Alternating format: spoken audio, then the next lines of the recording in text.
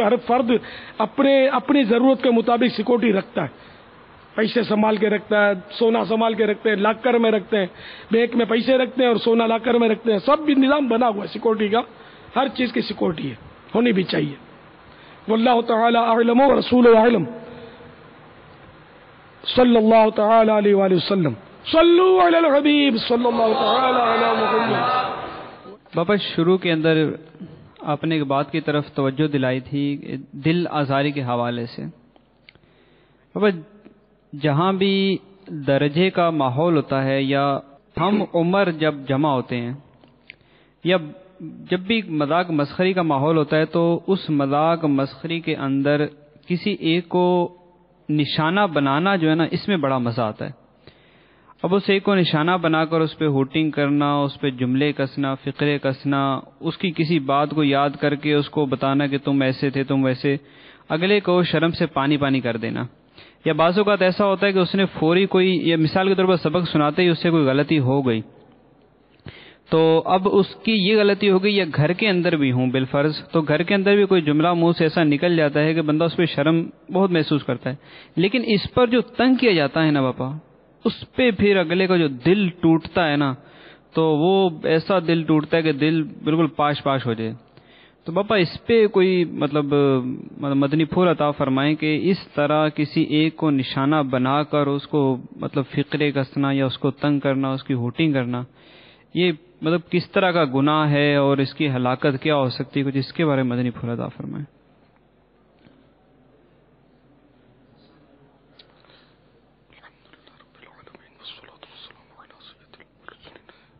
یہ ہمارے ماحول میں عام ہے، چاہے وہ درجے میں ہو، چاہے بازار میں ہو، چاہے دکان میں ہو، محلے میں ہو، فرینڈ سرکل میں ہو، تو اس میں یہ اس کو فلم چڑھانا بولتے ہیں ہمارے یہاں ماحول میں۔ تو یہ ظاہر ہے کہ ایک مسلمان کو اس طرح گھیر کر اس پر ایسی باتیں کرنا جس سے اس کا دل آزاری ہو رہی ہے، ایذا پہنچ رہی ہے، یہ تو حرام اور جہنم میں لے جانے والا کام ہے۔ وہ حدیث پاک میں نا اعلیٰ حضرت نے جگہ جگہ حدیث پاک فتح و رضویہ میں نقل کی ہے، غالباً طبرانی شریف کی حدیث ہے، من آذا مسلمن فقد آذانی، من آذانی فقد آذ اللہ، جس نے کسی مسلمان کو ایذا دی اس نے مجھے ایذا دی،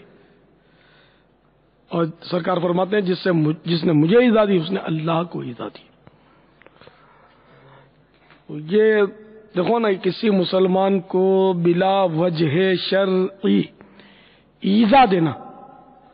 ایک خوش طبعی آپس کے ماحول میں اس طرح کی بے ضرر خوش طبعی جس میں کسی کی دل آزاری نہ ہوتی ہو، اس کی تو رخصت ہے، لیکن واقعی جب ایک آدمی کو گھیر لیں گے نا،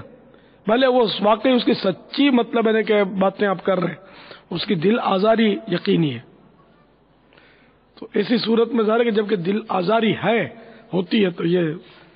انجام اس کا دیکھ لیجئے کہ دردناک انجام اس کا ہے، اور جو اللہ کو ایذا دے گا، اللہ اس سے ناراض ہوا تو پھر اس کا ٹھکانہ کیا ہوگا۔ تو کسی کا مذاق اڑانے والے کے تعلق سے وہ ایک روایت احیاء العلوم میں حجت الاسلام امام محمد بن محمد غزالی علیہ رحمۃ اللہ الوالی نے نقل کی ہے، جس کا ان کے مضمون کچھ اس طرح ہے کہ بروز قیامت ایک شخص کو جنت کی طرف بلایا جائے گا، تو وہ جنت کی طرف بڑھے گا، جیسے ہی وہ قریب پہنچے گا دروازے کے تو دروازہ بند ہو جائے گا، تو وہ واپس لوٹ جائے گا، پھر دوبارہ بلایا جائے گا کہ آ جاؤ جنت کی طرف، وہ پھر جنت کی طرف بڑھے گا، آگے پھر پہنچے گا دروازہ بند ہو جائے گا، تو رنج و غم کے مارے وہ بے چین ہو کر پھر پلٹ جائے گا، پھر پکار پڑے گی آ جاؤ، پھر آئے گا، پھر دروازہ بند ہو جائے گا، تو یہاں تک کہ پھر جب پکار پڑے گی تو یہ نہیں جائے گا کہ میرے لیے جنت میں داخلہ نہیں ہو رہا۔ اس کے بارے میں لکھا ہے کہ یہ اس کا ہے جو لوگوں کا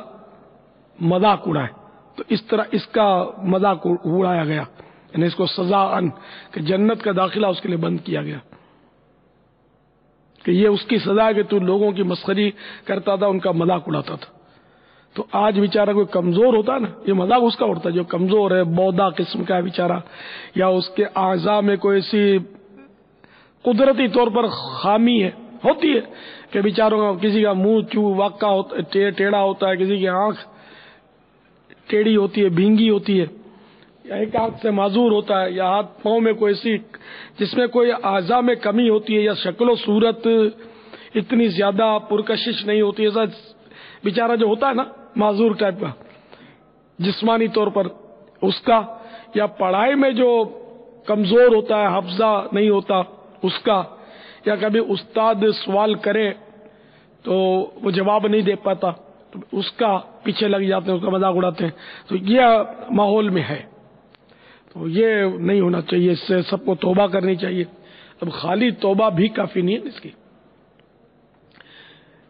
جس کا مذاق اڑایا اس سے معافی مانگنی ہوگی، اور جس کے سامنے اس کا مذاق اڑایا ان سب کو بھی آپ کی توبہ کا پتہ ہونا چاہیے کہ اب میں نے توبہ کر لی ہے اس کا جو مذاق اڑایا تھا اس سے، جب بھی توبہ تام ہوگی، پکی ہوگی، یعنی پوری ہوگی، کیونکہ وہ حدیث پاک میں نا السر بالسر والعلانیۃ بالعلانیۃ، خفیہ گناہ کی خفیہ توبہ، علانیہ گناہ کی علانیہ توبہ۔ تو یہ چونکہ علانیہ گناہ کیا، سب کے سامنے اس کی فلم چڑھائی، وہ محاورہ جو ہمارا یہاں کا ہے، اس کا مذاق اڑایا، تو سب کے سب ہنس رہے تھے، جو ہنس رہے تھے اور مذاق اڑانے میں جو شریک تھے اس کے، یہ سب کے سب توبہ کریں گے اور سب کے سب اس سے معافی مانگے، جو اس کی دل آزاری کا قصدن باعث بنا، کوئی اس میں شریک نہیں ہے، نہ اس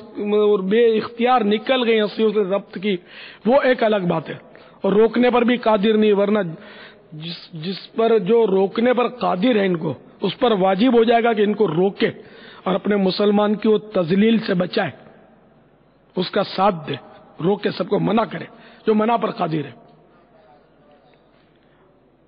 کہ میں سمجھاؤں گا تو یہ باز آ جائیں گے، تو واجب ہے کہ ان کو سمجھائے، منع کرے۔